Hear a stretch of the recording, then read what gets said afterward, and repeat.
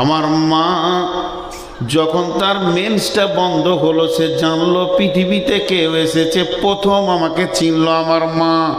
আমার মা খবর দিল আব্বাকে, দ্বিতীয় ব্যক্তিটা চিনলো আব্বা।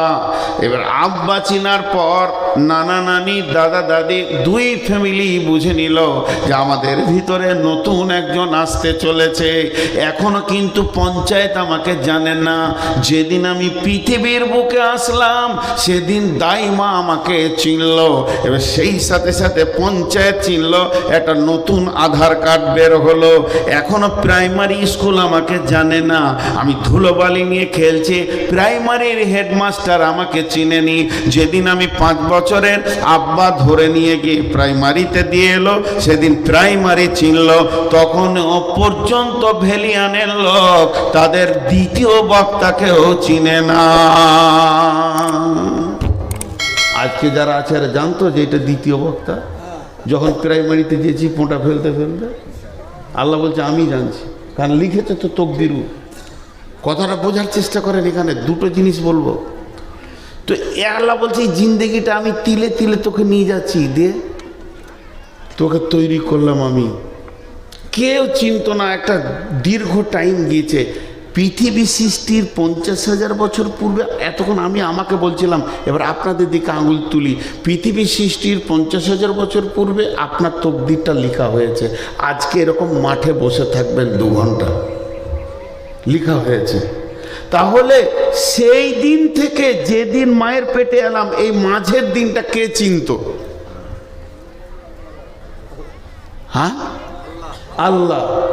এবার একটু মহব্বতের সঙ্গে বলি, সেই দিন থেকে যেদিন আমাদের তকদির লেখা হয়েছে, সেই দিন থেকে মায়ের পেটে যেদিন এসেছি, তার আগে কে চিনত?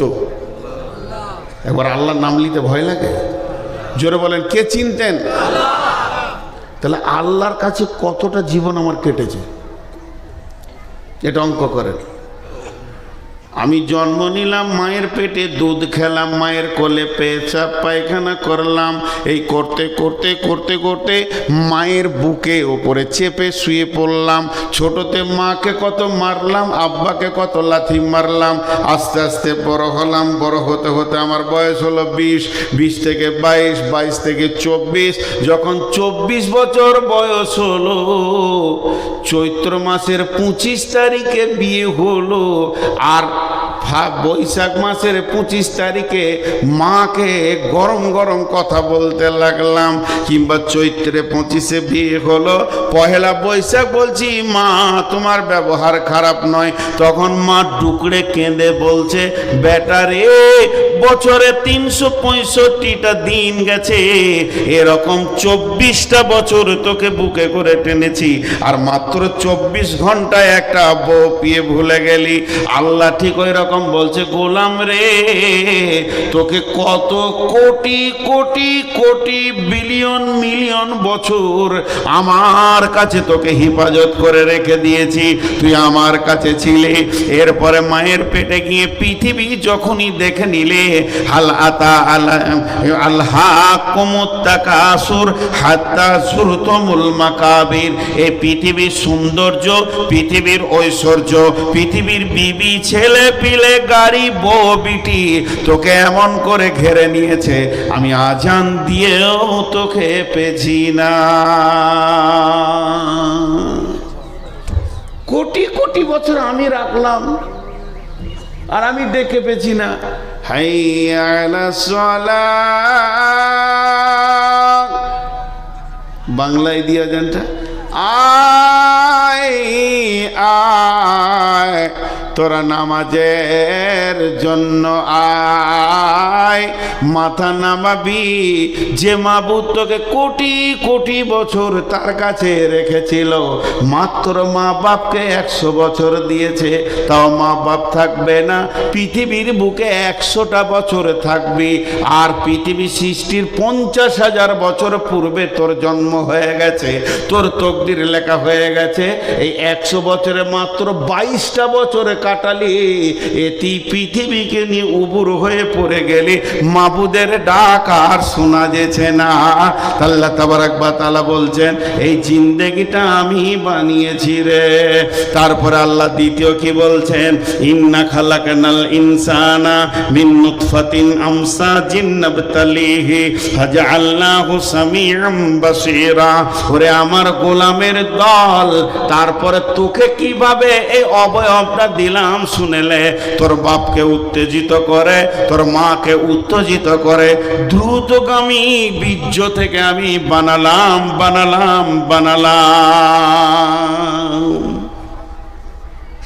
বিজ্ঞানীরা বলছে, খুব ভালো করে এখানটা মনোযোগ দেন। একটা পুরুষ একবার স্খলন দিলে কতগুলো পোকা বের হয়? 40 থেকে 60 কোটি, একটা দুটা লয়। খুব যদি মজবুত ইয়ং একদম উত্তাল যৌবন হয়তো 60 কোটি পোকা স্খলন করে। আর বয়স্ক দুর্বল হয়ে গেল 40 কোটি পোকাকে স্খলন দেয়। কতগুলো দেয় বললাম? 40 থেকে 60, মেজারমেন্ট করে নিয়ে চলে আসেন 50 কোটি। আল্লাহ বলছেন ইন্না খালাকনাল ইনসানা মিন নুতফাতিন আমসাজিন নাবতালিহি ফাজআলনাহু সামিআম বাসীরা। একবার তুই ভেবে দেখ, তোকে আমি দ্রুতগামী নুতফা থেকে বানিয়েছি এবং তার থেকে তোকে শ্রবণ শক্তি, দৃষ্টি শক্তি আমি দিয়েছি, ধাবন শক্তি দিয়েছি। শুধু তাই নয়, এই জায়গাতে কাগজ কলম নিয়ে তুই বসে যা। যদি একই মিলনে বাচ্চা হয় তা তো হয় না, 2-10 মাস চলতে থাকে, কিন্তু আমি মেনে নিলাম এক মিলনেই বাচ্চাটা হয়ে গেল।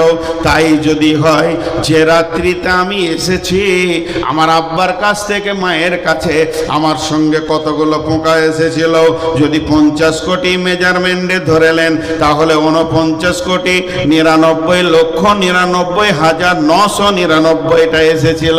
কই তারা?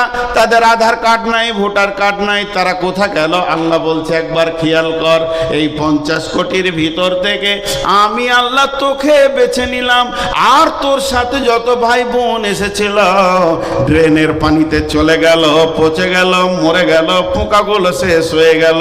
তাদের জানাজা হলো না, তাদের ফারাজ হলো না, তাদেরকে দেখা হলো না, তাদের আধার কার্ড হলো না, মা বাপ তাদের জন্য কাঁদলো না। কিন্তু তোকে আমি এত সুন্দর করে বানালাম, এরপরও কিন্তু আমার শুকরিয়া করবি না। তোর জিন্দেগিটা একবার ভেবে দেখ। এখানে 2000 লোক বসে আছে, এখানে 2000 লোক বসে আছে। এমন সময় আমার ভাইয়া উঠে গিয়ে এর মাঝে একজনকে ডেকে নিয়েছে, গায়ে হাত বুলিয়ে বলছে চলেন ভাই দুটি খেয়ে এলেন। ওকে কি ভাবতে হয় না যে আমাকে এতগুলো লোকের মাঝে এতটা সম্মান দিল, তাহলে আমাকে কতটা সম্মান দিয়েছে? এটা যদি সে ভাবে তাহলে ওই ব্যক্তিকে চিনতে তার কষ্ট হবে না। তা আল্লাহ বলছে এতগুলো পোকা আমি আনলাম কেন? একটা পোকা এনেই তোকে আমি বানাতে পারতাম। তার মানে আমি চাইছি তোর বিবেকের চেতনা হয়ে যাক যে 50 কোটির ভিতর থেকে তোকে আমি ইজ্জতের জায়গায় বসিয়েছি, তোকে শ্রবণ শক্তি, দৃষ্টি শক্তি দিয়ে, পূর্ণাঙ্গ অবয়ব দিয়ে পৃথিবীতে এনেছি। অতএব এই জানের হিসাব আমি আল্লাহ একদিন নিব। আমার খরচা আছে। জি,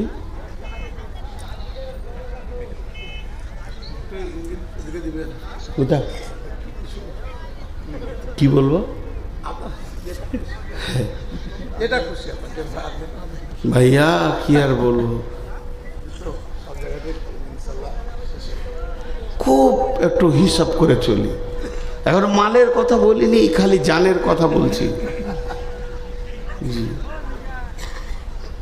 খুব একটু হিসাব করি যে আল্লাহ কতটা আমাদেরকে সম্মান দিয়েছেন। আরো আছে, মানুষ সৃষ্টির ব্যাপারে অনেক কথা আছে। এরপরে চলেন মাল। কিয়ামতের মাঠে মালের হিসাব হবে কেমন করে? আল্লাহ রসুল যে বলেছেন, কেন বললি তুমি ফেরে পড়ে যাবে? আমাকে বলছে নূর মোহাম্মদ এসো, 70 বছরের জীবন দিলাম, তুমি টোটাল 70 বছরে যা ইনকাম করেছো আমার রেডারে ধরা আছে। টোটাল ইনকাম করেছো তুমি 3 কোটি টাকা। এখন এই 3 কোটি টাকা, প্রতি কোটিতে 100 লাখ, প্রতি লাখে 100,000, প্রতি হাজারে 100 টাকা। আপনার কি মানে 100 প্রতি হাজারে 100 টাকা 10টা, প্রতি 100 টাকায় 1 টাকা হচ্ছে 100টা, আর প্রতি 1 টাকাতে নয়া হচ্ছে 100টা। তুমি 1 নয়া, 2 নয়া, 3 নয়া, 4 নয়া, এমনি করে পূজাতে পূজাতে 3 কোটি টাকা আমাকে পুজিয়ে দাও। কোন পথে আয় করেছো আর কোন পথে তুমি ব্যয় করেছো? আয় যদি হারাম হয় তা ব্যয় আর যাবে না। আল্লাহ কথাটা বুঝাতে পারলো? আপনাদের এদিকে পাম্প মেশিন আছে? পাম্প মেশিন আপনারা মুখ খুলেন না কেন? পাম্প মেশিনের 2টো পাইপ, একটা সেকশন আর একটা ডেলিভারি। সেকশনটা যদি পুকুরে থাকে তো ডেলিভারিতে কি কলের পানি বেরোবে? সেকশনটা যদি পায়খানার চেম্বারে থাকে ডেলিভারিতে আতর বেরোবে? তো যার ইনকাম হারাম তার দানও হারাম। তোমার ইনকামটাই যদি হারাম হয় আর তোমাকে ওদিকে, ওই জন্য বলি মসজিদ না থাক, মাটিতে নামাজ পড়েন, কিন্তু মাতালের টাকাই করিয়েন না, সুদখোরের টাকাই করিয়েন না। আল্লাহ মাতাল, সুদখোর, জুয়ারি, দাড়ি মারা বেঈমানের কথা বাদ দিয়েছে, স্বয়ং ইমানদারের কথা বলেছে। যদি জাকাত না দেয় তোর টাকা লিস না। ওলাম কি আছে?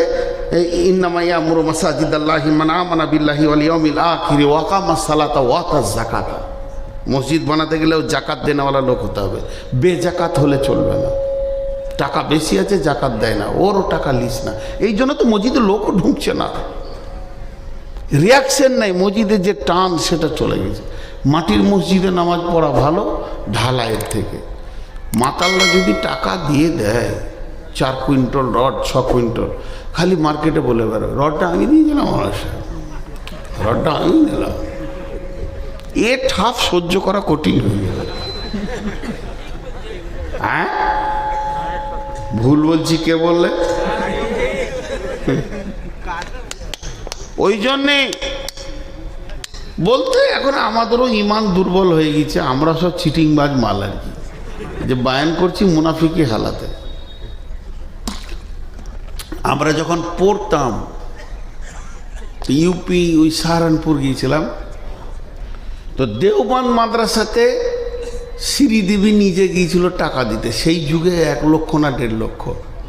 তো মুফতি সাহেব বলেছিল তুই ভাগ এখান থেকে, মাদ্রাসার দরজা থেকে তুই ভাগ।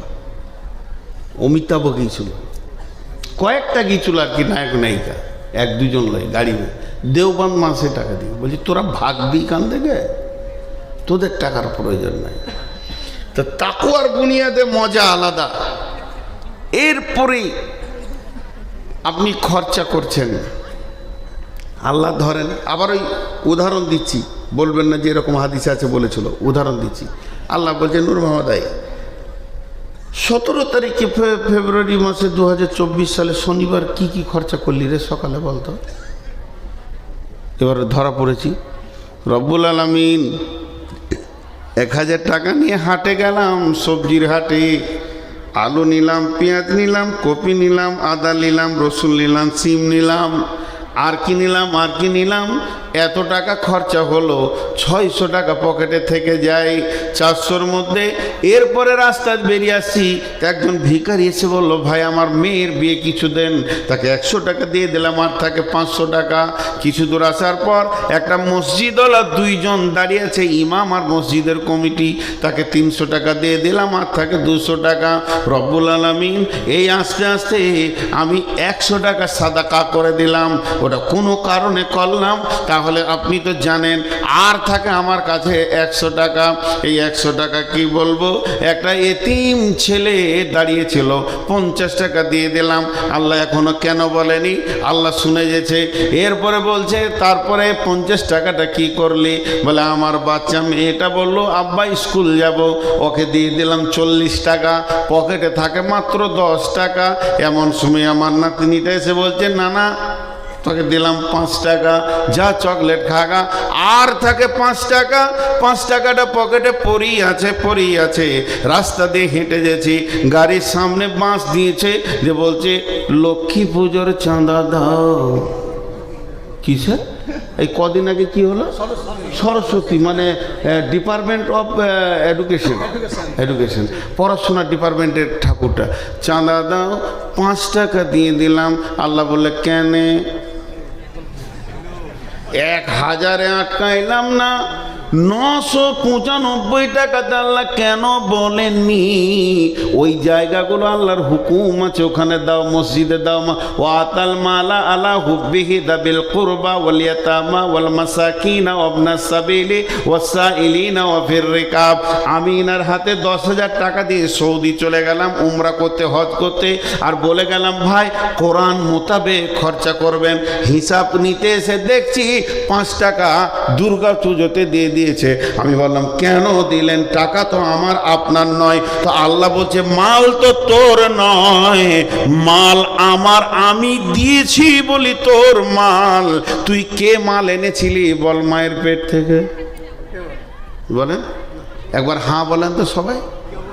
100 বছর আগে এখানে ছিলাম? জোরে বলেন ছিলাম। এরপর একটা হ্যাঁ বলেন। 100 বছর পর থাকবো? দুটো না হলো 3 নম্বরটা দেখেন হ্যাঁ বলতে পারেন নাকি? যেদিন এসেছিলাম মাল নিয়ে এসেছিলাম, এটাও না। 4 নম্বরটা একটু বুকে বল দিয়ে বলেন, যেদিন যাব লুটে নিয়ে চলে যাব।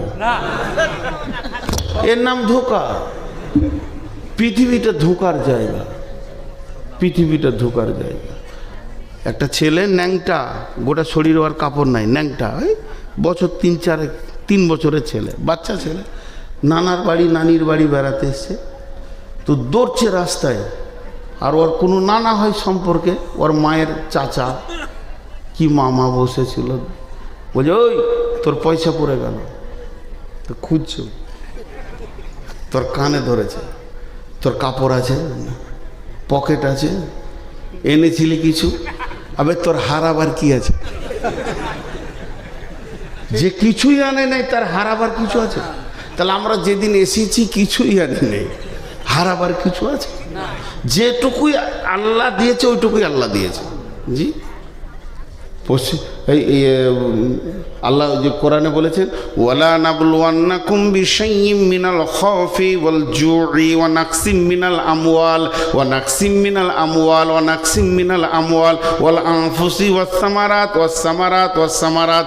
এখানে 5খানা কোশ্চিন আল্লাহ পরীক্ষা করবে, তার মধ্যে মালকে নষ্ট করে এবং ফসলকে নষ্ট করে। আমি 40 কোটি টাকার মালিক, যে 13 কোটি টাকার গোডাউনে আগুন লেগে পুড়ে গেছে, কাঁদছি। আল্লাহ বলছে ওটাই তো আমি দিয়েছি, বাকি যে কটা আছে এ কটাও তো আমার, কাঁদছিস কেন? দিয়েছি 40, নিয়েছি 13, ভাগে তো তোরই বেশি রয়েছে, এখনো 27 কোটি টাকা তোরই তো রয়েছে। আচ্ছা এগুলো বেঈমানি নয়? হ্যাঁ, সবটাই তো আল্লাহর। একটা গল্প শোনাই আপনাদেরকে, জ্ঞান বাড়বে। এক বাদশাহ কোনো কাজ করতে গিয়ে দেখুন মেরেছে, চোটে আঙুলটা কেটে পড়ে গেছে। তো বাদশার আঙুল কেটে গেছে, পূজারা সব কেঁদে দেশ ভাসিয়ে দিল। আর বাদশার সামনে এসে বলছে হুজুর ওই আঙুলটা থেকে যদি আমার কলিজাটা কেটে যেত তো ভালো হতো। এগুলো পাম দিচ্ছে, দরদ লাই। মন্ত্রী ছিল না দেশে, বিদেশে গিয়েছিল কোনো বাণিজ্যে, মন্ত্রী ফিরে এসে ওর বিবির কাছে শুনেছে বাদশার আঙুল কেটে গেছে। সকালে উঠে গিয়ে বলছে, মন ভারী করে বসে আছে বাদশা, যে সবাই তো ইন্নালিল্লাহ বললো আর চোখের পানি ফেললো, এখন মন্ত্রী কি বলে দেখি। মন্ত্রী এসে বলছে ওস্তাদ হাতটা দেখি স্যার। মন্ত্রী বলছে আলহামদুলিল্লাহ। কলজাটা কত জ্বলে, কলজে জলা কোথাও বাকি থাকবে? আলহামদুলিল্লাহ।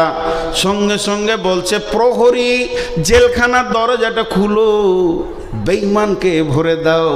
আমার খায় আর আমার বিরুদ্ধে কথা বলে, আমার আঙ্গুল কেটে গেছে আর বলছে আলহামদুলিল্লাহ, ওকে জেলে ভরে তালা মেরে দাও। ওকে জেলে ভরে তালা মেরে দেওয়া হলো। এবার বলছে আমি একটু আসি, একটু শিকার টিকার করে আসি, হরিণ টরিণ, তারপরে বেঈমানকে উচিত শিক্ষা দিব। কেমন করে? ও আলহামদুলিল্লাহ বলেছে, হরিণ শিকার করতে গিয়ে জঙ্গলের ভিতরে রাস্তা ভুলে নাগাল্যান্ডে চলে গেছে। নাগাল্যান্ড বুঝেন তো, মানুষে মানুষ খায় ভারতবর্ষে। ওখানে চলে গেছে, ওখানকার জাতিরা ঘেরে ধরেছে। সুন্দর এত টুকটুকে মাল পেয়েছি, মালটা ভালো হবে, বিরিয়ানি খুব সুন্দর জমে যাবে। ওকে টেনে নিয়ে গিয়ে ঘরে ঘরে তালা মেরে দিয়েছে। সন্ধ্যার সময় বসে হিসাব করছে, মাংস কে কতটা নিবি? কেউ বলছে মাথা নিব, কেউ বলছে ঠ্যাং নিব। এবার বাদশা বলছে আর বাড়ি ফেরা হলো না, কাল সকালে তো আমাকে পিস পিস করে কেটে খেয়ে নেবে। টেনশন আর চিন্তা, টেনশন আর চিন্তা। সকাল হলো, তাকে তালা থেকে বের করে পেছন দিকে হাত বেঁধে ঠাকুর থানে নিয়ে যাওয়া হচ্ছে। রাবণের পূজা করে ওরা। এবার ওকে কাটবে, কেটে পিস বানাবে। বাদশার জান মুখ সব শুকিয়ে গেছে। যখন পেছন দিকে হাতটা বাঁধতে গেছে, দেখছে একটা আঙুল কাটা। তখন এবার বলছে পুরোহিতকে ডাক। আজ কি বার রে? শনিবার। আঙুল যে কাটা রে? পুরোহিত হাত চালাইছে, খবরদার মারিস না, বংশ ধ্বংস হয়ে যাবে। যেখান থেকে এনেছিস ওইখানে দিয়ে আসগা। বাদশাকে দিয়ে চলে গেল। যেই বাদশাকে দিয়ে চলে গেল, বাদশা সকালে দৌড়ে এসে ঘোড়া থেকে নেমে বলছে তাড়াতাড়ি জেলখানার গেটটা খুলে দে। ওরে ওই আঙুল কাটা ছিল বলি জানে বেঁচেছি রে ভাই, তুই বলেছিস আলহামদুলিল্লাহ, তোরটাই ঠিক আছে রে, তুই বলেছিস আলহামদুলিল্লাহ। এতক্ষণে কাটা আঙুলের লাভটা বুঝলাম, নাহলে তো এতক্ষণ বিরিয়ানি দিয়ে শেষ হয়ে যেতাম রে। ওরা যে সব মাল মশলা কিনে ফেলেছিল, শুধু আমাকেই পিস করতে বাকি ছিল। মন্ত্রী বলছে যে এটা কত বড় কথা। মন্ত্রীকে জিজ্ঞেস করছে আলহামদুলিল্লাহ কেন বললি এটা বলতো? বলে আরে হে আমার বাদশাহ, স্যার আপনি ভেবে দেখেন আপনার বডিতে আল্লাহ 20খানা আঙ্গুল দিয়েছে। কয়টা টোটাল আছে? 20টা। নিয়েছেন আল্লাহ একটা, দিয়েছেন আল্লাহ আপনাকে 19টা। তা আমি হিসাব করে দেখলাম আল্লাহ আপনাকে বেশি দিয়েছেন কম নিয়েছেন, এর জন্যে বললাম আলহামদুলিল্লাহ। জি। তখন এবার মন্ত্রীকে কানে জড়িয়ে ধরে কানে কানে বলছে তোকে জেলে ভরে দিয়েছিলাম, মাফ করিস। তোকে জেলে ভরে দিয়েছিলাম, মাফ করিস। মন্ত্রী বলছে মাফ কেন করব, জেলে ছিলাম আলহামদুলিল্লাহ। যদি আপনার সাথে যেতাম আমার তো আঙ্গুল কাটা নাই, আমার তো আর ফিরা হতো না। তাই জেলটা আমার জন্য আলহামদুলিল্লাহ। জি ভাই। আল্লাহ তাবারাক ওয়া তাআলা বলছেন তোদের মালের হিসাব আমি নিব, একটা টাকা আমার টাকা বেঈমানি করবি না। আর আল্লাহ তাবারাক ওয়া তাআলা রাসূল বলছেন, এটা তো একদিকে গেল, আর একদিকে একটা নিয়ে আসেন। বিসমিল্লাহির রহমানির রহিম, মান কাতা মিরাসা ওয়ারিসিহি কাতা আল্লাহু মিরাসাহু ইয়াউমাল কিয়ামাতি ফিল জান্নাহ। বিশ্বনবী বলছেন কেউ যদি মালের বেঈমানি করে, ছোট ছেলেকে লিখে দেয়, বেটাদেরকে লিখে দেয়, মেয়েকে ফাঁকি দেয়, বড় ছেলেকে ফাঁকি দেয়, এই যে মালের ওয়ারিসকে গোলমাল করে, আল্লাহ তার জান্নাতকে কেটে ও খেয়ে দিয়ে দেবে। আমি 40 বিঘে জমির মালিক, 50 বিঘে জমির মালিক, 200 বিঘে জমির মালিক, আসলে জমি আমার নয়, জমির মালিক আল্লাহ। আর আমার ওরসে আমার বিবির পেটে কটা হবে, আর সেই জমির ভাগ কে কে নেবে এটা আল্লাহ করে দিয়েছে। অতএব আল্লাহর কলমের বাইরে আমাদের কলম চালানো যাবে না। আপনাদের নলহাটিতে এরকম আছে, জমি লেখালেখি নাই, ফাঁকি মেরে দিয়ে লিখে দিলে, হজ করার আগেই আবার দিছে। আহা, এ যে কি ডেঞ্জাস হাজি পৌঁছাইছে ওখানে। ও সে আগেই লিখে দিয়েছে। দেখেন, হায় আল্লাহ। বড় বড় আলেমদেরকে জিজ্ঞেস করবেন, কিছু আলেমের ফতোয়া যে এরা জীবিত জাহান্নামী, খালি যদিন শ্বাস লিছে দুনিয়াতে, মরবে তো জাহান্নামে যাবে। তার মানে ও কি বলেছে জানেন? ও বলতে চাইছে, আল্লাহ আপনার বুদ্ধি শুদ্ধি কম, আমার ব্রেনটাই ঠিক আছে, আমি যেটা করছি এটাই ঠিক। পরোক্ষভাবে কোরআনকে নেকেট করছে, অনেকগুলো গোনা করছে ও, অনেকগুলো, যে অমুক পেয়ে যাবে, এ পেয়ে যাবে, ও পেয়ে যাবে, বোঝে না। খবরদার না, মালের মালিক আল্লাহ। চলেন এবার দুটি ঘটনা আপনাদেরকে শোনাই। হযরতে ওসমান গনি রাদিয়াল্লাহু তাআলা আনহু মদিনার হাটে নিজে গম বিক্রি করতে গেছেন। হযরতে ওসমান গনি রাদিয়াল্লাহু তাআলা আনহু মদিনার হাটে নিজে গম বিক্রি করতে গেছেন। আর খলিফার গম ঝরঝরে তত্তরে আয়নার মতো গম, কোনো ভেজাল নাই। আমিরুল মুমিনিন খলিফাতুল মুসলিমিন হযরতে ওসমান গনি নিজে দাঁড়িয়ে আছেন। এবার পাইকাররা আসে, বলে কি দাম? পাইকাররা আসে বলে, বলেন হুজুর কত লাগবে, কি দাম লাগবে? উনি খালি একটা কথা বলেন, এখনো সময় হয়নি, আর একটু বেলা হোক, আপনারা ঘুরে আসেন, বিক্রির জন্যই তো এনেছি, তো বেচে দিব, অতএব একটু ঘুরে আসেন, একটু ঘুরে আসেন, একটু ঘুরে আসেন, একটু ঘুরে আসেন। বেলা উঠে গেছে, এমন সময় হাটে একটা দল ঢুকছে। বহু দূর থেকে তারা মরুভূমিতে হেঁটে এসেছে, ক্লান্ত শ্রান্ত হয়ে। তাদের চেহারাগুলো কেমন, গালগুলো ঢুকে গেছে, চোখ ঢুকে গেছে, মাথায় কখন চিরুনি করা তো দূরের কথা, কোন যুগে তেল নিয়েছে তারা জানে না। হাড়গুলো পিঠে লেগে গেছে, পেটটা ভিতরে লেগে গেছে, তাদের হাড়গুলো গোনা যাচ্ছে। তার মানে না খাওয়া একদম এই রকম অবস্থার মানুষ। তাদের মধ্যে নারী আছে, পুরুষ আছে, শুধুমাত্র ইজ্জত ঢাকা, ছোট্ট মতো একটা হাতে গামছা, আর তো কিছু নাই। শিশু আছে, বৃদ্ধ আছে, নারী আছে, পুরুষ আছে, যুবক আছে, লাইন দিয়ে ওই হাটে ঢুকছে। হযরত ওসমান বললেন, দাঁড়াও, তোমার গামছাটা কত? লাও, তুমি একটা লাও, দেখি তোমারটা দেখি, তোমরা কজন? বলে দুজন। লাও, তোমরা দুইজন লাও, এইভাবে লাও, আর একটা বস্তা আনো, লাও লাও। দিতে দিতে দিতে দিতে দিতে দিতে গম শেষ, তারাও শেষ। গমগুলোকে তারা মাথায় বেঁধে নিয়ে আবার মরুভূমির বুক চিরে হাঁটতে শুরু করলো। বড় বড় পাইকাররা এসে বলছে, আমিরুল মুমিনিন খলিফাতুল মুসলিমিন, আপনি রসুলের জামাই হয়ে কাজটা কেমন করে করলেন? ওদের তো পেটে ভাত জুটে না, কত দাম আপনাকে দিয়েছে, যে দামের বিনিময়ে আপনি ওটাকে বিক্রি করলেন? আমরা তো এত দাম দিতে চাইলাম, আমাদেরকে কেন দিলেন না? হযরত ওসমান বললেন, বন্ধু রে, আজকের গমটা আমি আল্লাহর জান্নাতের বিনিময়ে বেচে দিয়েছি।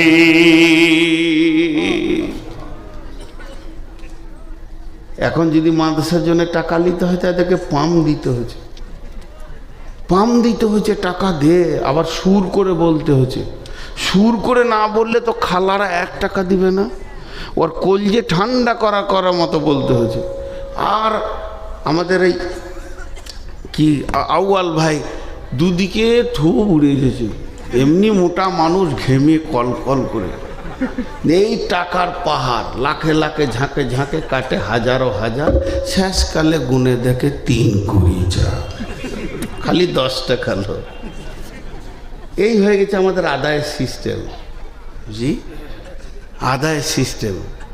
আদায় 2-3 জায়গা খুব ভালো দেখেছি। দুটো না বললে জ্ঞান বাড়ে না। কলকাতায় বজবজ একটা জালসায় গিয়েছিলাম, 10,000 লোক, সেই রকম ডেকোরেটেশন, কত লক্ষ লেগেছে জানি না, সেই রকম মাইক সাউন্ড, 3 জন বক্তা আছে, আমি শখ ও সোরাবার। আমি তো হেড মৌলানা আমার কানে এসে বলছে, কালেকশন করবেন আপনি, মাঝে দিয়েছি, 15 মিনিটের বেশি কালেকশন করিয়েন না, তাহলে এটা রেগে যাবে। সব শিক্ষিত মানুষ, কলকাতার ব্যবসায়ী। 15 মিনিটের টোটাল কালেকশন হলো আর 3,500 না 4,000, 1,000, 500, 100, 200। তাই আমি বলছি, কী হবে রে, মাসে চলবে কী করে এত বড় মাদ্রাসা? খেতে মন দিয়েছে না, আমাকে সরাসরি শখের সাথে নিয়ে গেলেন, চলো চলো খেলে। তো হেড মৌলানার মনে কোনো টেনশন নাই, হাসছে ঘুরছে। বলে কী ব্যাপার? খাওয়ার আগে থাকতে না পেরে হেড মৌলানাকে বলছি, ভাই এই 2,5-3 হাজার টাকায় মাসে চলবে? বলছেন না, আমাদের নগদ কালেকশন হয়েছে 36 লক্ষ টাকা, আর বাকি তো আছে আরো 20-50 লাখ। এটা বাচ্চা ছেলেরা দিয়েছে একটা, বাস। ওদের সিস্টেম কি, তোমার ঘরে যখন শালির বিয়ের কার্ড আসে, শালার বিয়ের কার্ড আসে, বন্ধুর বিয়ের কার্ড আসে, তোমার বিবেকের চেতনা হয় যে কি দিব না দিব, তুমি রেডি হও। আর মাদ্রাসার জালসার কাগজ পৌঁছে তোমার বিবেক নাই যে ওখানে আমি 200 টাকা 500 টাকা দিব। তো যেদিন জালসার ডেট তার 3 দিন আগে পর্যন্ত এলাকার লোক সব টাকা নিজে এসে মাসে দিয়ে চলে গেছে। বলছে খালি বসে থাকতে হয় দুটো মৌলবীকে, ওরা চেক নেবে আর কি, 5000 একটা চেক দিয়ে দিল। হ্যাঁ হ্যাঁ হ্যাঁ হ্যাঁ, তো কি সুন্দর সিস্টেম। আর আমাদের শক্তিগড় এখানে আমরাই বলে একটা গ্রাম আছে, 150 লোক বসে আছে, আর ইমাম সাহেব খালি আমাকে খোঁজে মসজিদটা গোটা করতে হবে। আর 15 বছর আগে তখন ইঞ্জিনিয়ার বলে গেছে 7.5 লক্ষ টাকা লাগবে, অন্তত 10 লাখ টাকা করেন। আচ্ছা 150 লোকে 10 লাখ কালেকশন হবে? জানটা জ্বলে যেতে। আর ইমাম সাহেব বলছে আপনি উঠে যেন না হবে। তো যাক, ওই গাঁয়ে বাস করার আইডিয়া আছে। একটা যুবক উঠে বলছে আমাদের গাঁয়ে 7খানা বংশ আছে, তো যদি 10 লাখ লাগে তো 7 ভাগের 1 ভাগ আমি দিয়ে দেবো। হয়ে গেল। আর একজন উঠে বলছে হুজুর মাইক ছেড়ে দেন, ও ইট যা লাগবে আমার, শুরু থেকে শেষ। মিস্ত্রি বলবো আর ইট লাগবে না, সেই দিন ইট বন্ধ হবে। একজন বলল বালি আমার, একজন বলল সিমেন্ট আমার, একজন বলল পাথর আমার, একজন বলল রড আমার, একজন বলল ফার্নিচার আমার, একজন বলল মার্বেল আমার, একজন বলল মিস্ত্রি আমার, একজন বলল লিভার আমার। মসজিদে যা ছিল রং পর্যন্ত হয়ে গেল। ইমাম সাহেব বলছে ছেড়ে দিই, শেষ দোয়া করে। বলছে না, আর একটা মাল আছে। ওকে ধরে আনতে গিয়েছে, ও আসে না এখন। তারপর চলে এলো। আমি বললাম ভাই আপনার অপেক্ষায় আমাকে ইমাম সাহেব বসিয়ে রেখেছে, এত লেট করে। বলছে আচ্ছা ঠিক আছে, ওই যে এরা যে মালটা দিবে বলেছে ওই টাকাগুলো নিয়ে মসজিদের নামে ব্যাংকে ভরে দেন, কাল থেকে মসজিদটা গোটাই আমার আছে। এদের জন্য বায়ানো হয় নাই, সুর করে দিতে হয়নি, পাম দিতে হচ্ছে আমাদেরকে। হ্যাঁ, কিন্তু বিয়ে দেওয়ার পর শ্বশুর বাড়ি কবে যেতে হবে এটা বলতে হচ্ছে না, মেরে দিচ্ছে তো ঠিক টাইমে টাইমে টিপ মারছে। কিন্তু এখানে যে ওকে টাকা দিতে হবে ওকে গুঁতিয়ে বলতে হয়েছে। 4টা বক্তা লাগছে। জি, এরপরে শোনেন, জান দেওয়া কাকে বলে? জান দেওয়া কাকে বলে? ওহুদের প্রান্তে আল্লাহর নবী লোহার জামা পরেছিলেন, বর্মা পরেছিলেন, লোহার চাদর রসুল পরেছিলেন। স্বাভাবিকতায় রসুলের শরীরটা ভারী হয়ে গেছিল, 2 দিকে 3 দিকে মহড়া চলছে। কোনোদিন যদি আমার সঙ্গে ওহুদের প্রান্তে যান, নবীজি কোথা ছিলেন এবং আমির হামজার লাশ কোথা ছিল, হজরতের জারিরের লাশ কোথা ছিল, কোন কোনে ডিউটি ছিল, এগুলো একটা একটা করে তিলে তিলে তিলে তিলে বুঝিয়ে দেবো বন্ধু। এবছর রমজানে যাচ্ছি উমরাতে, আবার হজে আছি, হজের পরে 3খানা গ্রুপ নিয়ে যাব ইনশাআল্লাহ। মানুষ বুঝেছে নূর মোহাম্মদের সঙ্গে যাব, খেতে না পায় বিছানা না পায়, অন্তত ইতিহাসগুলোকে গ্রহণ করে নিয়ে আসবো। এবার আল্লাহর নবী উঠতে চাইছে একটা পাথরে, উঠতে চাইছে একটা পাথরে, শরীরটা একটু ভারী। হযরতে তালহা নজর করে দেখে নিয়েছেন যে এই যে যুদ্ধের মহড়া চলছে, নিশ্চয়ই নবীজি ওই পাথরে উঠলে ইসলামের লাভ হবে। তো নবীজি উঠতে পারছেন, একটা সিঁড়ি দরকার, তা তাড়াতাড়ি করে একটা পাথর এনে পায়ে দিলেন। জিন না, হযরতে তালহা লম্বা হয়ে শুয়ে পড়লেন, দিয়ে বললেন ইয়া রাসূলুল্লাহ আপনি আমার বুকে পা রেখে উঠে যান, আমার বুকে পা রাখেন। জি, একটা লোক খালি বলতো এ আল্লাহ আমি যদি সাহাবী হতাম রসুলের খিদমত করতাম, এ আল্লাহ আমি সাহাবী হলে রসুলের খিদমত করতাম। 20 বছর ধরে খালি কাঁদছে, কত রসুলকে ভালোবাসে। একদিন রসুলকে স্বপ্নে দেখছেন, এটা গল্প বলছি, এবার কালকে বলবেন না যে বুখারী। এটা উদাহরণ দিচ্ছি, এই হাদিসটার, তালহার হাদিসটার উদাহরণ দিচ্ছি। ও রাতে স্বপ্ন দেখছে যে রসুল্লাহ সাল্লাল্লাহু আলাইহি সঙ্গে একটা গাড়িতে চেপে কোথায় যাচ্ছে, সব সাহাবীরাও আছে। ও ওর কপালে জুটে গিয়েছে, যে দেখছে এক জায়গায় রাস্তাটা কাটা, তো চাকটা তো ওখানে বসে যাবে। ও আগে লাফ মেরেছে, আজকে সুযোগ পেয়েছি খিদমত করব, মারলো দৌড় ইট খুঁজতে, কোথায় ইট পাবো এখানে দিয়ে দেবো, চাকটা পেরিয়ে যাবে।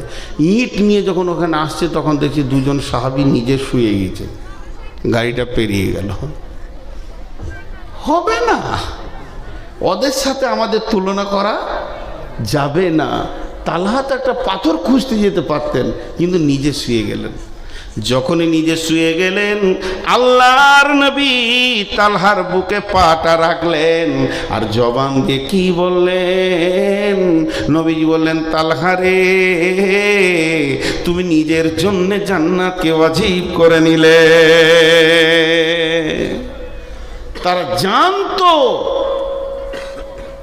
যারা গাড়ি চালাতে জানেন, অন্তত মোটর সাইকেল হোক, 4 চাকা হোক, গাড়ি বলে আমাকে এখন ডবল গিয়ার দাও, 3 গিয়ার দাও, 4 গিয়ার দাও, টপে দাও, বলে গাড়ি।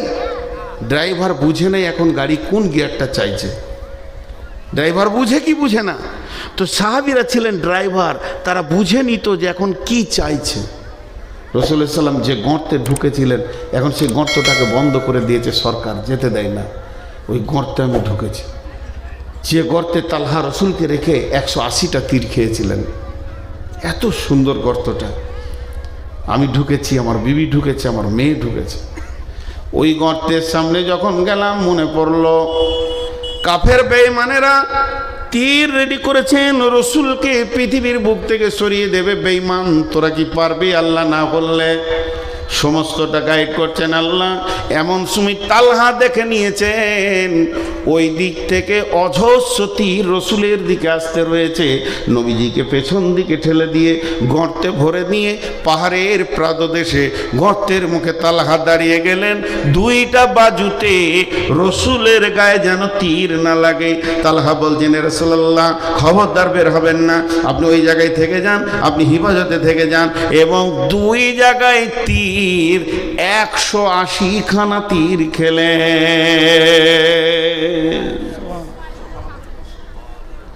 টাকা লাগবে না মাদ্রাসা করতে, দেন তো বিলাল কটা। কি ছিল সাহাবীরা?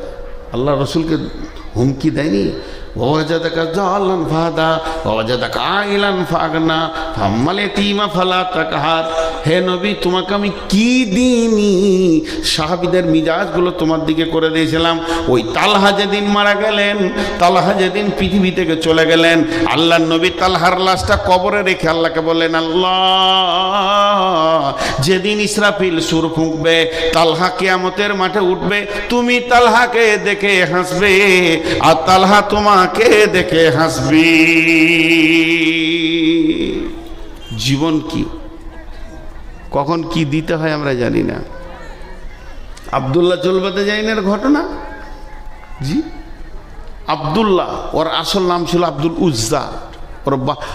ওর বাপ মারা গিয়েছিল, চাচার কাছে মানুষ হয়েছে, মা বিধবা, চাচা অনেক টাকাওয়ালা।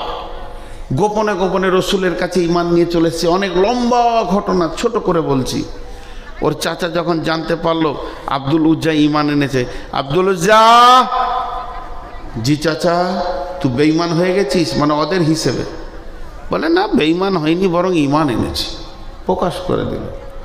ছাড়বি? বলে না, মহাসত্যকে ছাড়া যায় না। শুধু ছাড়া তো দূরের কথা, আবার চাচাকে কি বলছে দেখেন, চাচা তুমিও ইসলাম গ্রহণ করলো। কি দাওয়াত! বলছে বাড়ি থেকে বেরিয়ে যাও,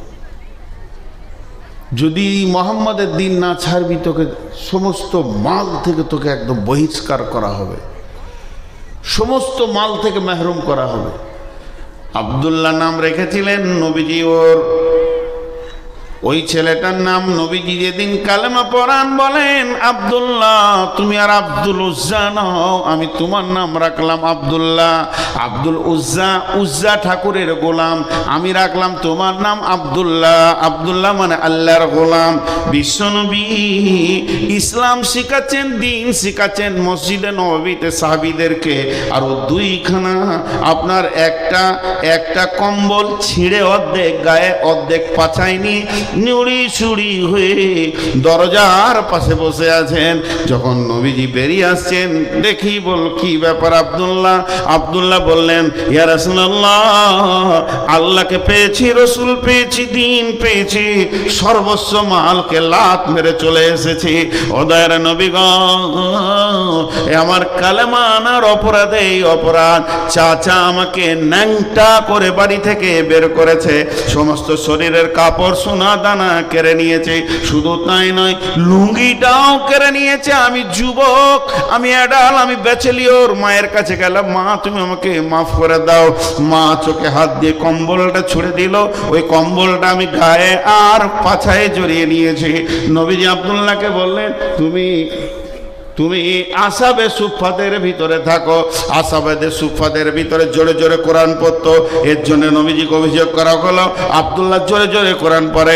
নবীজি বলছেন, আব্দুল্লাহ জোরে কোরআন পড়বে রে, তোমরা সহ্য করে নাও। শুধু কোরআনের মহব্বতে অনেক বড় ত্যাগ করে বেরিয়ে এসেছে রে। অতএব আব্দুল্লাহকে কেউ তোমরা রুখবে না। চলে এলো তবুকের যুদ্ধ। দেখেন দান কাকে বলে। তবুকের যুদ্ধতে এলান করে দিলেন আল্লাহ রসুল, যার কাছে যা আছে মসজিদে নববীতে জমা করো। হঠাৎ অভিযান, মাল চলে আসছে। সাহাবীরা, ইয়া রাসূলুল্লাহ এটা আমার, ইয়া রাসূলুল্লাহ এটা আমার। উমর আনছেন, আবু বকর আনছেন, আলী আনছেন। সবাই নিজের নিজের মাল মসজিদে ঢেরি লেগে যাচ্ছে। মালের চুর শুরু হয়ে গেছে। আব্দুল্লাহ খালি একবার উঠছে আবার বসছে। আমার দিকে তাকান, আব্দুল্লাহ একবার করে উঠছে আর বসছে। লাও, বাংলাদেশি এসছে, তাদের দেখতে হবে না, আমি তো ইন্ডিয়ান রে ভাই, বাংলাদেশের এইটুকু দেশ, আপনারা একটু ধ্যান দেন। উঠছে বসছে, উঠছে বসছে, ভিতরে যেন একটা বেচৈন ভাব। কথাটা বোঝাতে পারলাম? ঠিক এমন সময় রসুল বলেন, আব্দুল্লাহ তুমি, যেই বলেছে তুমি, সঙ্গে সঙ্গে কেঁদে বলছেন, ইয়া রাসূলুল্লাহ আমার কাছে একটা খেজুর নাই যে আমি দান করি, আজকে আমি এই আমলে শরীক হয়ে যায়। দয়ার নবী গো, আমার জানটাকে আপনি মুতার জন্য কবুল করে নেন। আব্দুল্লাহকে নবীজি বললেন, চলো তুমি কবুল হয়ে গেছো। যখন আব্দুল্লাহ মুতার জন্য বেরিয়ে যাচ্ছেন, বিশ্বনবী বললেন, আল্লাহ আমি আব্দুল্লাহর রক্তকে বেঈমানদের জন্য হারাম করে দিলাম। এই কথা যখনই বললেন, তো আব্দুল্লাহ ডুব করে কেঁদে উঠলেন, ও দয়ার নবী গো, আমাকে রক্ত কেন আপনি হারাম করলেন? আমি তো শহীদ হওয়ার আকাঙ্ক্ষায় যাচ্ছি। লম্বা ঘটনা। এই আব্দুল্লাহ খোলা আকাশের নিচে কয়েকদিন মহড়া করেছিল জোরদার, তার জন্য তার জ্বর হয়ে গেছিল। জ্বরে আক্রান্ত হয়ে যখন মারা গেল, ওই লাশ আনা হলো এবং বিশ্বনবী জানাজা পড়লেন। বিশ্বনবী আব্দুল্লাহর লাশকে কবরে রাখলেন এবং আল্লাহকে বললেন, আল্লাহ আমি আব্দুল্লাহর উপরে খুশি আছি, তুমিও খুশি হয়ে যাও। 5 মিনিটের বেশি থাকবো না। কেউ আছেন 10,000 দিবেন? মাইকের নাম প্রচার করব না। কেউ আছেন 10,000 5,000 দিবেন? আল্লাহর জন্য দেবেন। যে দেশেরই হোক, যিনি আমার পরে বক্তা, উনি আজকে আমাদের জন্য অনেক সম্মানী, কারণ বিদেশি মেহমান। আর আমরা যত বড়ই হই না কেন ঘরের মানুষ, বিধায় মেহমানকে সম্মান দেওয়া এটা রসুলের সুন্নত এবং আল্লাহর হুকুম। কেউ আছেন আল্লাহর গোলাম? একজনও নেই। ইন্নালিল্লাহ। কয় টাকা? কত? 3,000। দেখেন ছেলে মানুষ, তাই 3,000 দিচ্ছে। হ্যাঁ, এক জায়গায় কালেকশন করছেন, আমার লোক উঠতে শুরু করেছে। আল্লাহ ঘর যায় না, হাসপাতাল পাঠিয়ে দেওয়া হয়। সারা স্লিপ করে কোথাও পড়বে, নাক পাক ফেতড়ে ছাতড়ে হাসপাতাল যায়, টাকা পিড়ে রস বার করে নেবে। জি, টাকা বের করে আল্লাহর কাছে 2-3টে মেশিন আছে। একটা হচ্ছে হাসপাতাল, কোর্ট। এখানে না দিবে তো ওখানে পিড়ে বার করবে, টাকা নিয়ে যেতে দেবেন আল্লাহ। জি, কেউ আছেন আল্লাহর গোলাম? দেবে না গো, আমাকে কেউ দেখতে পারে না, তার থেকে পালিয়ে যায় ভালো, বেজ্জতি হওয়ার থেকে। 3,000 টাকা দিয়েছে। জি, আর কেউ আছেন? আসলে বিদেশি মেহমানের হাতে দিবে তো নেকি বেশি নেবে। জি না, ওকে পেশাব লেগেছে। কোন ভেজালে কথা বলছেন? আর যে মোটা মৌলভি কালেকশন করেছে আউয়াল ভাই, সব একদম নিয়ে নিয়েছে। দেন 500 বাপ মায়ের নামে। কি করেন? আগে কি করতেন? মাশাআল্লাহ, আল্লাহ হেফাজত করুন। দেখেন, তাও তো 500 দিল। আচ্ছা, একটা কথা বলি, মেহমান এসে গেছেন, আমি ছেড়ে দিচ্ছি। হ্যাঁ, বেনামিতে 2000 দিয়েছে। আচ্ছা, দিবে সকলে, মেহমানের হাতে দেবে ইনশাআল্লাহ। আর আমাদের দিকের লোকের অভ্যাস আছে। জি জি, তো হায়াত বাকি, তো মোলাকাত বাকি। শুধু একটাই কথা খেয়াল রাখবেন, জান আর মালের হিসাব লাগবে কিয়ামতের মাঠে। আল্লাহ আমাদের সকলকে শোনা এবং বলার থেকে বেশি করে আমল করতে হবে। আব্বা মায়ের জন্য কত? হ্যাঁ, শোনো, তোমার কাছে 8 টাকা নাই? কত আছে শোনা? 2-3 হাজার আছে। তা 1000 দেওয়া যাবে না? 500? তুমি তো খুব ছেলে ভালো, তো আরেকবার চাইবো। ওই 100 টাকাটা দাও। আচ্ছা ঠিক আছে, দোয়া করো, ছেলে খুব ভালো। ধরণীর বুকে যত আশা আর রচিনু সম্পদ যত, তোমারই মাটিতে মিশায়া যাবে হাই আমার দেহের মতো। কতজনে এসে স্নেহ মমতাই ডাকিবে নামটি ধরে, কত বন্ধুর স্মৃতির অশ্রু ঝরিবে তোমার পরে।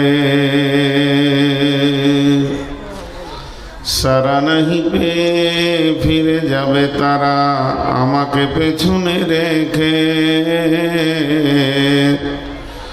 তুমি হাসিবে সবার কাঁদায়া সবার অশ্রু মেখে। মুমিন স্বাধীন নয়, মুমিন স্বাধীন নয়। আরেকবার বলছি, মুমিন স্বাধীন নয়। আল্লাহ তাবারক ওয়া তাআলা সমস্ত মানুষকে কেন্দ্র করে 2টি প্রশ্ন করেছেন। আম খুলিকু মিন গায়রি শাইইন আম হুমুল খালিকুন। তুমি কি নিজের স্রষ্টা নিজেই, না তোমার পেছনে কোনো স্রষ্টা আছে? যদি তুমি নিজের স্রষ্টা নিজে হও তা স্বাধীন, আর তোমার স্রষ্টা থাকলে তুমি পরাধীন। মুমিন স্বাধীন নয়, এটা কথা জেনে রাখবেন। মুমিন তার জান তার মাল আল্লাহ কিনে নিয়েছেন, তার জান তার মাল আল্লাহ কিনে নিয়েছেন। এক জায়গায় মুফাসসিরিনা বলছেন, মুমিন বামানা মুসলিম। মুমিন মুসলিম কাছাকাছি জিনিস, খুব লম্বা চওড়া দূরত্ব নাই। আমরা সকলে যতগুলি লোক এখানে বসে আছি, আল্লাহকে যে লোকটা ভালোবাসেন, যে লোকটা রসুলকে ভালোবাসেন, আর যিনি মুসলমান, 3টে কথা বললাম। আল্লাহকে যিনি ভালোবাসেন, রসুলকে যিনি ভালোবাসেন, আর যিনি মুসলমান, একটু আওয়াজটা মুখ দিয়ে বের করেন। আওয়াজ, শব্দ আমি বলি, আপনারা বলেন আমার সঙ্গে, আশহাদু আল্লা ইলাহা ইল্লাল্লাহু ওয়াহদাহু লা শারীকা লাহু ওয়া আশহাদু আন্না মুহাম্মাদান আবদুহু ওয়া রাসূলুহু। কে পড়ে নাই উনি হাত তোলেন, তাহলে সবাই পড়েছে, কিন্তু পেছনওয়ালারা পড়েনি। যিনি এই কালেমার শাহাদাতের সাক্ষী দিয়েছেন, তিনি নিজেকে বিক্রি করে দিয়েছেন, বিক্রি হয়ে গেছে লোকটা। বাই মানে বেচা কিনা, বিবাইয়িকুমুল্লাযী বা'য়াতুম বি। আল্লাহ নিজেই বলছেন, কে আছো তোমরা আল্লাহর সঙ্গে বিজনেস করবে, আল্লাহ তোমাদের সঙ্গে বিজনেস করতে রাজি আছে। দেখেন, মুসলিম কাকে বলে? মুসলিমের উদাহরণটা আমি আমার ব্রেন থেকে দিচ্ছি না, বরং রাসূলুল্লাহ সাল্লাল্লাহু আলাইহি সাল্লাম দিয়েছেন। যেটা উট অনেক বড় প্রাণী, একটা মানুষের তুলনায় উট অনেক বড় প্রাণী। তো উটের নাকে যখন নাকিল পরিয়ে দেওয়া হয় আর ওর গলাতে যখন দড়ি পরিয়ে দেওয়া হয় আর ওকে যখন একটা ছেলের হাতে ধরিয়ে দেওয়া হয়, তো উটটা জেনে নেই আমার চিন্তা চেতনা বুদ্ধি আর কোনো কাজ নাই, আমার দড়ি যার হাতে আছে সে যেদিকে টানবে সেদিকে যাব, ডানে টানবে ডানে যাব, বামে টানবে বামে যাব, সামনে টানবে সামনে যাব, পেছনে টানবে পেছনে যাব। যেমন ওর স্বাধীনতা নাই। একটা মুসলিম যেদিন কালেমার শাহাদাতের সাক্ষী দিয়ে দেবে এর স্বাধীনতা নাই। একে ইসলাম যেমন করে চলতে বলেছে ওইভাবে চলতে হবে। জান মাল আল্লাহ কিনে নিয়েছেন। বিসমিল্লাহির রহমানির রহিম। ইন্নাল্লাহা আশতারা মিনাল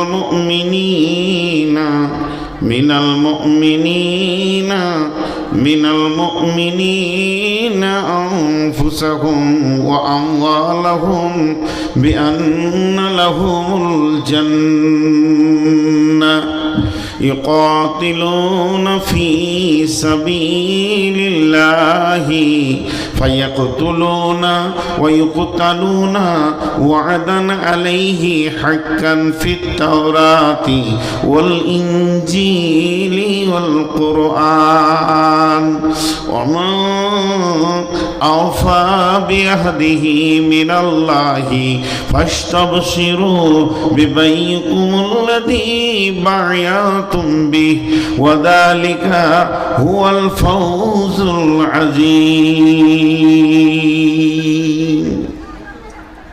জি আমার কতক্ষণ? না না, তাহলে ওকে দেবেন কখন? বেলা 8টায় দিয়ে যান। এগুলো পরিচালনা নয়। আপনারা আলেম মানুষ, আপনাদের কাছে আমাদের অনেক শিকার আছে। আপনারা আমাদের ওস্তাদ।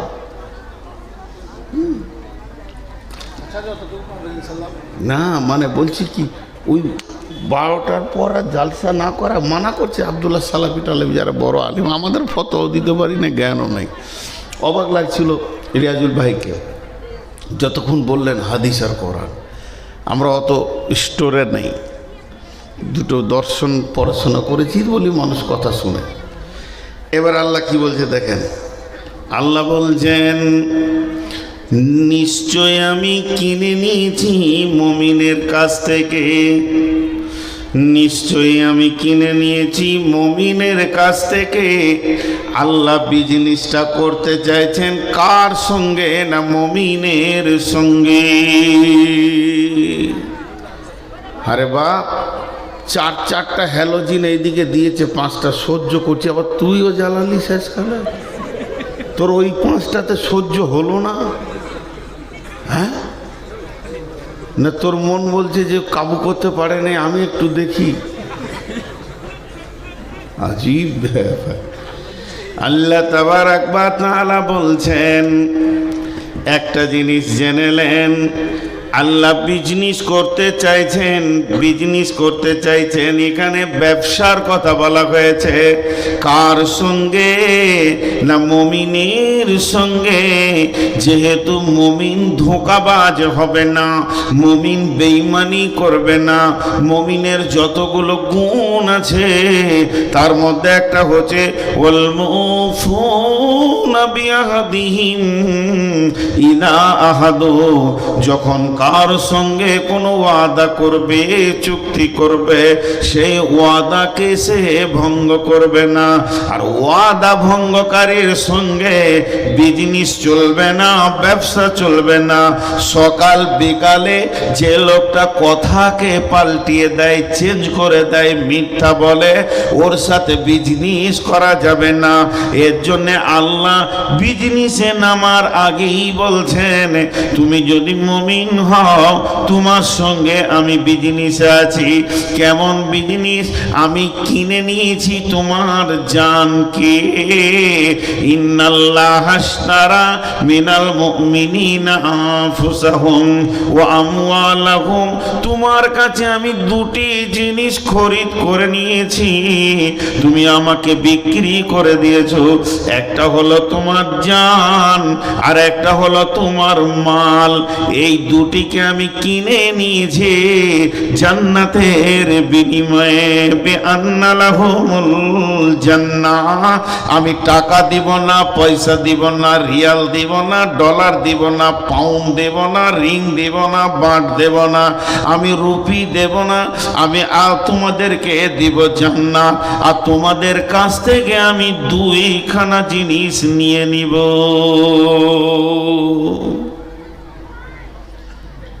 মাল কিন্তু মুমিনের স্বাধীন নয়, জানও কিন্তু মুমিনের স্বাধীন নয়। আজীব ইসলাম, এত সুন্দর পৃথিবীতে আর কোনো ধর্ম আছে কিনা? নাই। আছে কিনা তা নাই, একটাই ধর্ম, সেটা হচ্ছে ইসলাম। তো কিয়ামতের মাঠে দুটি বিচার হবে, দুটি জিনিসের হিসাব নেওয়া হবে। একটা হলো আল্লাহ বলছেন ইন্না ইলাইনা ইয়াবাহুম সুম্মা ইন্না আলাইনা হিসাবাহুম। রাসূলুল্লাহ সাল্লাম বলছেন যতক্ষণ পর্যন্ত তুমি 5টা প্রশ্নের উত্তর না দেবে ততক্ষণ এক পা খালি করে আর এক পা তোমার ঘর দেওয়া যাবে না।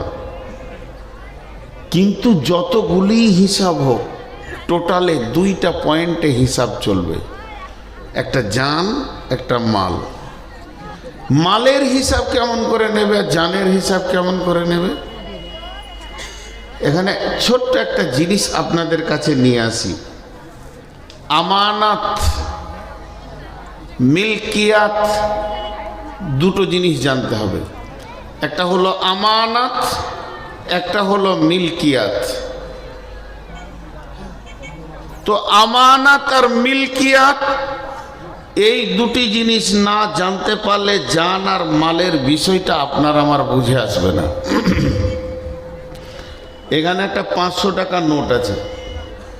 ওই 500 টাকার নোটটা আমি যখন এখান থেকে নেমে যাচ্ছি, সভাপতি সাহেব আমাকে দিলেন আর কানে কি বললেন, ভাই আপনাদের ওখানে আপনার গ্রামে মাদ্রাসায় আমার ছেলেটা পড়ে, এটা ওকে দিলাম, আপনি দিয়ে দেন। এটা আমানত না মিলকিয়াত? আমানত। ওটা আমার পকেটে ঢুকলো, আমানত। মিলকিয়াত কাকে বলে? আমি নেমে যাচ্ছি, অনেক জায়গায় বাংলাদেশে এটা বেশি ঘটে, কেউ 200 টাকা 500 টাকা নিয়েছে বলে হুজুর এটা আপনি চা পান খেয়ে, এটা আমার মালিকানা সত্ত্ব আছে। আমি চা খেলাম, বলেছো, আমি বাসে ভাড়া দিয়ে দিয়েছি। তো এটা হলো মালিকানা। আর আমানত, तो जिंदगी अमानत है और माल भी अमानत है, इस्लाम भी अमानत है, कुरान भी अमानत है। 4টা আমানতের কথা বললাম, তো দুটো আজকে বক্তব্য রাখবো। কোরআন আমানত। এই যে কোরআন পৃথিবীতে এসেছে এটা আমানত। তার কারণ হচ্ছে আজকে এই আমানতকে বহন করার জন্যই এই মাদ্রাসার ভিড়। আমি শিখেছি, আমার ছেলেকে শেখাবো, সে তার ছেলেকে শেখাবে, সে তার ছেলেকে শেখাবে। এই আমানত এই জাতিকে কিয়ামত পর্যন্ত বহন করতে হবে, বন্ধ করে দিলে হবে না। একটা চিঠি যখন পোস্টে ছেড়ে দেওয়া হয়, যতক্ষণ পর্যন্ত সেই চিঠির মালিকের প্রাপকের কাছে না পৌঁছায় ততক্ষণ পর্যন্ত পোস্ট অফিসওয়ালারা আমানত বহন করে। তেমনি কোরআন হলো আমানাত, দিন ইসলাম আমানাত। আমার কাছে দিনের জ্ঞান আছে, ইসলামের জ্ঞান আছে, হালালের জ্ঞান আছে, হারামের জ্ঞান আছে। অতএব এই জ্ঞানটা যার কাছে নাই তার কাছে আমাকে পৌঁছে দিতে হবে। বাল্লিগো আন্নি ওয়ালাউ আয়া। নবীজি বলছেন, যদিও তুমি একটি আয়াত জানো, সেটাকে তুমি আরেকজনের কাছে ট্রান্সফার করে দাও।